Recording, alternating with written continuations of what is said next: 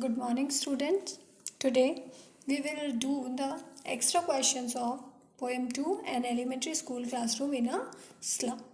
Okay, as we all know that the poet Stephen Spender is quite disappointed because of the social injustice and class inequalities, and therefore he has written this poem an elementary school classroom in a slum, and he wants that slum children should also get the equal opportunities as the city people.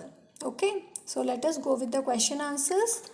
What changes does the poet hope for in the lines of slum children? Means what sort of changes poet want that in the life of slum children should be there. So let us see the answer. The poet wishes education for the slum children. Means in the name of education they are having a school, but the quality education is not provided to them. Therefore he want that a proper education must be given to these children, which will broaden their horizons. Okay, so that they can think related to their progress, they can progress in real sense and liberate them truly and empower them to create their own history.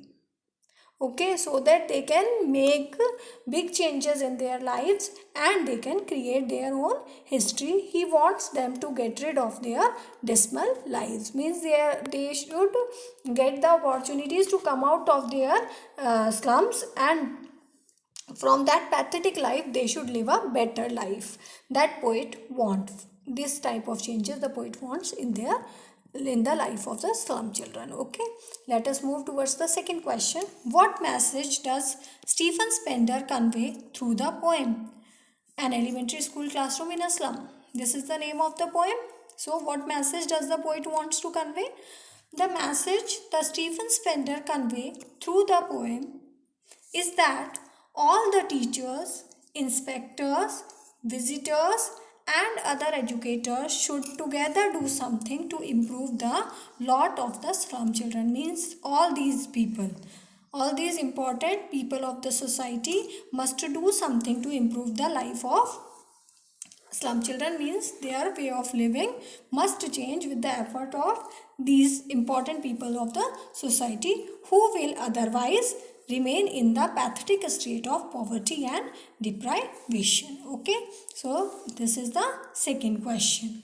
Okay, let us move towards the third question. In spite of despair and disease pervading the lives of the slum children, they are not devoid of hope. How far do you agree? Means they are living a very pathetic life, then also they are having some hope in their life. Do you agree with this? This the poet has this the question arises here. So here you can give the answer in yes, means in the positive manner, or in the negative manner, but the basic thing is you have to justify your answer. Means if you say yes, then you have to justify that why you are saying yes, or if you say no, then again you have to justify that why they don't have any hope. Okay, so let us see the answer to this question. Despite the disease and despair pervading the lives of the slum children, they are still hopeful. There is a sweet little boy, means they are hopeful, means in the positive manner. The answer has been written here, and we are justifying it by these things, that a sweet little boy who has dreams in his eyes and is looking out at the playful squirrel. Okay, this we have seen in the first paragraph of the poem, and the poet too feels that one day these children will be truly liberated. Means poet too is hopeful that if by the efforts of teachers, educators, inspectors, politicians, these children will definitely come out of their dismal lives, and they will live a free life, they will create their own history. So therefore these children's life is full of hope. Okay, now let us see the question number 4. The poet says, and yet for these children these windows not this map their world. Which world do these children belong to? Means here these windows not this map.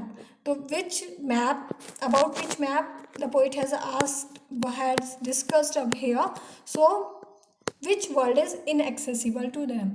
We all know that the world which really the city people are living, for these slum children it is inaccessible. Inaccessible means which is very far to reach, or which where is impossible to reach. Okay, these children belong to a world of foggy slums, dark and narrow lanes, leading a poor and miserable life. This we all know. And the world inaccessible to them is the civilized world with all its riches and beautiful things. Okay, means there is a lot of difference between the slum life and the civilized city life. Okay, so these miserable life are the real world of slum children, and inaccessible world to them is the civilized life of the city. Okay, now let us see the sixth question. How does the poet describe the classroom walls? Means what sort of classroom walls are there discussed in the poem. The poet describes classroom walls as having the color of sour cream. Sour cream means faded, colorless, or with a bad smell also.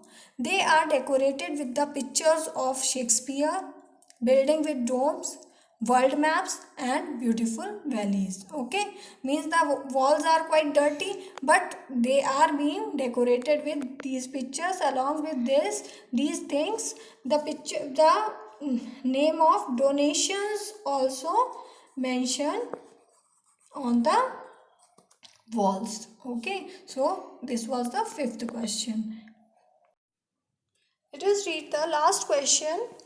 So bold their maps with slums as big as dome, says Stephen Spender. What does the poet want to convey? Means why these lines are being written in the poem by Stephen Spender. So let us read the answer. The poet wants to convey that the future of these children is bleak. Bleak means that is uncertain. It is blotted by fog and spells doom for them. He hopes that one day these maps would become their window. Means one day they will come out in the real world, means real map, and they will find a space for them there, and they will live a happy and satisfactory life. Okay, so this is all the poem, students. Now in the next video we will begin with the next chapter, that is the Tiger King. Thank you.